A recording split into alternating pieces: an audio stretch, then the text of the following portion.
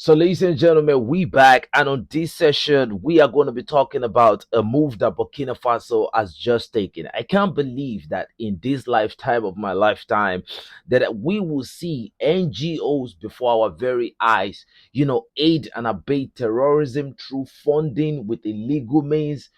I thought those people were humanitarians and all of that. So now we have Burkina Faso withdrawing the license of four NGOs to operate in West Africa country and suspend two other associations according to decree seen by AFP on Friday. Ladies and gentlemen, this is serious. According to the information we have, the authorities say these measures are necessary in the fight against terrorism and foreign interferences. According to further information, they said the reason given is a violation of administrative regulation, including a lack of mandatory establishment agreement. One of the suspended association is also accused of violating rules relating to the process of personal data.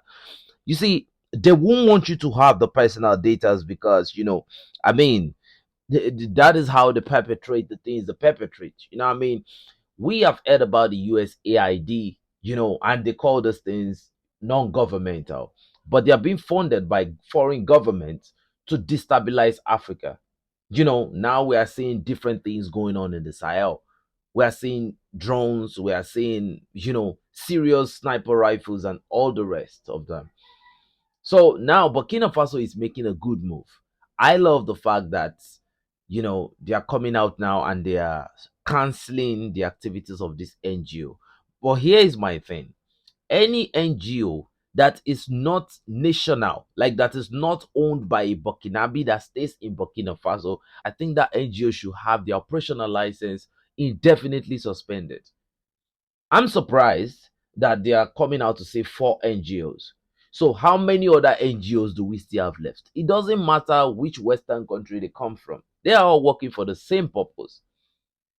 I think Burkina Faso at this point should not be caught in this complacency. Why still allowing any NGOs in your country? Why? What are they doing? What is the contribution? If you have a Russian NGO, is okay. If you have a Chinese NGO, we don't know. I don't. Many people have said that they can't really trust the activities of the Chinese sometimes.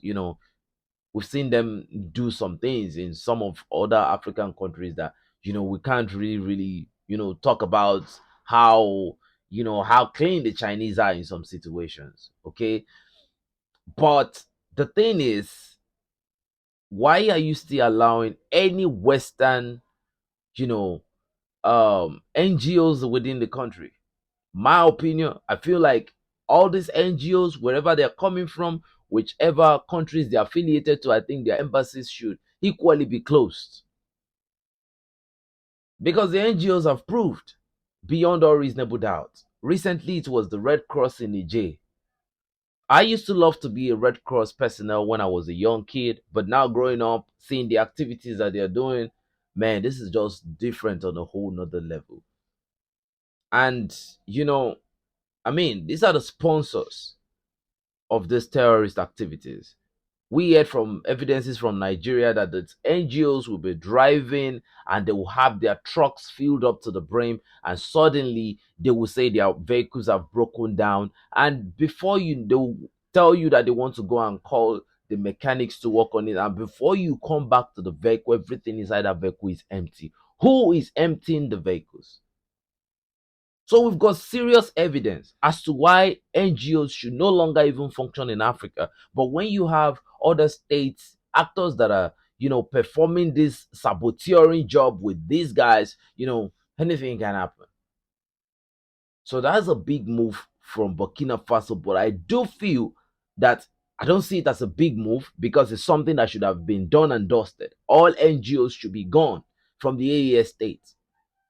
What are they doing? That's the question. What are the impacts of this numerous amount of NGOs? What are their impacts? And by the time they knock them off, the next thing you will hear is that the United Nations will start saying humanitarian this and that. No, now. So even though it's a move that many people will praise, I think it's not a move that me personally would praise because I feel like this is This is something that should have been done a long time ago. And I think the ban should be indefinite. And even in the future, they should not be allowed to come back in any shape or form. And I do feel like if they release their personal data, like the Burkinabes are asking for, just to show transparency, I feel like a lot of I feel like a lot of people within and outside might be caught. Maybe that's why they don't want to show that transparency. And even if they are coming out later to say, okay, now we're ready to present our data, I believe that it must have been doctored. For the fact that they have rejected that application right now, they have rejected, being transparent right now. I think it's a very it shows that they are involved in anything that the Burkinabes might be suspecting. So, guys, what do you think? Personally, for me, I don't feel like this is because if they are coming out to say four NGOs, how many NGOs do they still have left? We can't be moving in one direction and we are having some little bit of here and there. No, we have to be direct in every step we take. NGOs should no longer be allowed in Africa. And by the time you see all those people, it's just some specific people. Like in my country, you only find NGOs in areas where mining activities is going on.